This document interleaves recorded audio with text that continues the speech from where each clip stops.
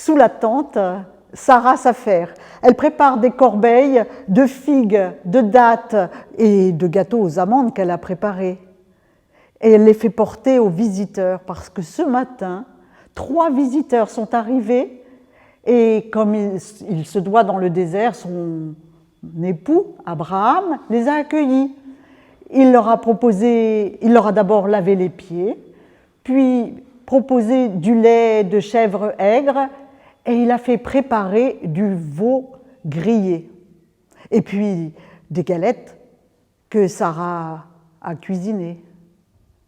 Le repas s'achève et Sarah, curieuse, s'approche de l'entrée de la tente et à moitié cachée par le repli de toile, elle écoute, elle regarde et elle écoute, elle tend l'oreille.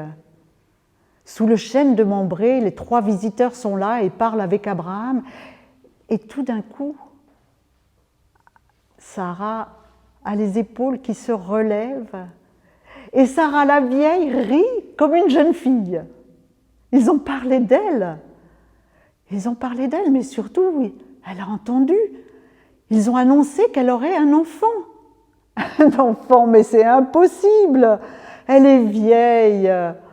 Elle a passé l'âge de donner la vie. Et son homme, son Abraham, est vieux bien aussi. Un enfant. Un enfant, ça fait tellement longtemps qu'elle l'attend. Un enfant depuis qu'ils sont partis de Our en Mésopotamie, qu'elle a suivi Abraham et elle a partagé ses jours, ses nuits. Rien, pas d'enfant. Ils ont traversé tout le pays de Canaan, sont arrivés en Égypte. Et là, Abraham, voulant préserver sa propre vie, l'a fait passer pour sa sœur et l'a laissée prendre par Pharaon, qui la trouvait très belle, même du lit de Pharaon. Son ventre est resté vide. Ils ont repris le chemin de Canaan, traversé le pays. Chaque jour, chaque mois, Sarah guettait, attendait un signe, mais rien. Elle a perdu sa prestance de jeune fille, mais rien. Et pourtant, Abraham lui avait parlé d'une promesse du Dieu qu'il avait appelé, une promesse d'une descendance aussi nombreuse que les grains de poussière sur la terre. Les semaines ont passé, les mois, les années, et même Abraham, qui se sentait devenir vieux, s'est mis à douter de la promesse. Il n'avait pas d'enfant. Qui allait recevoir son héritage? Serait-ce Eliezer, son fidèle serviteur, qui le suit depuis Damas et qu'il considère comme son propre fils? Serait-ce lui l'héritier? N'aurait-il pas d'héritier de son sang? Mais Dieu avait renouvelé sa promesse. Il aurait une descendance aussi nombreuse que les étoiles dans le ciel.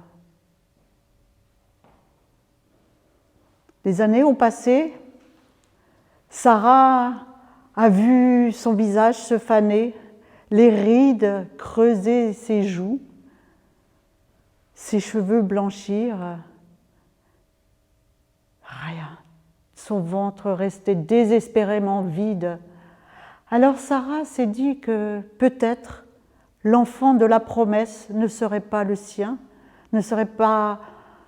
Peut-être qu'il fallait une autre femme pour accueillir cet enfant de la promesse. Mais pas n'importe quelle femme, une femme jeune, robuste, belle. Alors Sarah a pensé à Agar, sa servante, son bien, le prolongement d'elle-même. Si Agar faisait un enfant à Abraham, ce serait comme si c'était son enfant à elle et à Abraham. Elle en a parlé à Abraham. Abraham a pris Agar dans son lit. Et quelques semaines plus tard, la vie de Sarah a complètement changé. Car du jour où elle s'est sue enceinte, Agar n'a plus baissé les yeux devant sa maîtresse. Agar l'a regardée, les yeux dans les yeux, d'égal à égal. Elle ne s'est plus levée le matin pour traire la chèvre et lui apporter du lait frais.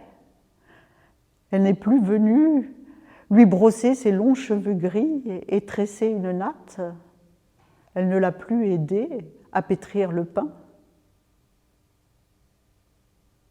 Oui. À partir du moment où elle a été enceinte, Agar n'a plus eu d'égard pour sa maîtresse Sarah. Comme elle a souffert, Sarah. Comme elle a souffert de voir passer Agar altière, le ventre arrondi, les seins gonflés.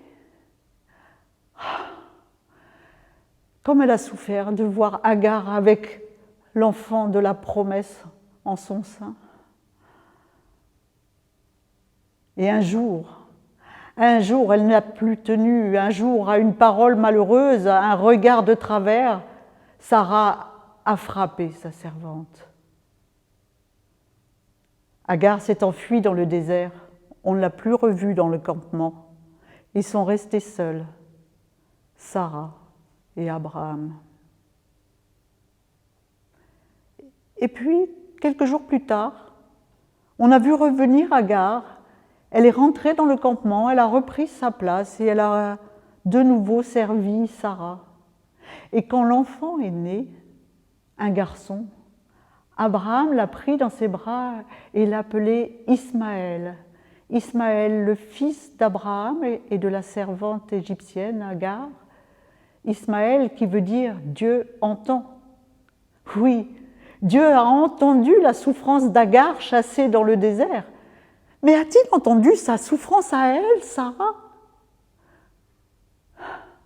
Mais aujourd'hui, adossée contre la toile de la tente, Sarah rit, un enfant, elle a entendu la promesse de Dieu de ses propres oreilles. Elle va enfanter.